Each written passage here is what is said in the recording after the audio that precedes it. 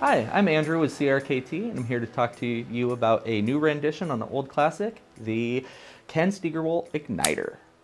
With the new rendition of the CRKT Igniter by Ken Steigerwalt, we're going to have a 8CR13 MOV blade steel. One of the versions is coated, so that's going to help a lot with things like corrosion resistance. The coated version also features the well-known VEF serrations. These are assisted knives, as the original one was as well.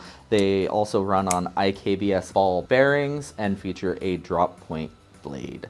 The scales are a textured G10, so that's going to be great for any sort of work that you may be doing, whether you're out there, just have it for gardening, or out field dressing a deer. And then the other big change is they actually feature a tip up carry, as the original was a tip down. The original version was actually my second CRKT knife I ever purchased. I'm personally not so much a thumb stud guy as a flipper guy, so I'm actually really excited for the new rendition on the CRKT Igniter. So if you're looking for just a great all-around EDC, check out the new CRKT Igniter by Ken Steigerwalt.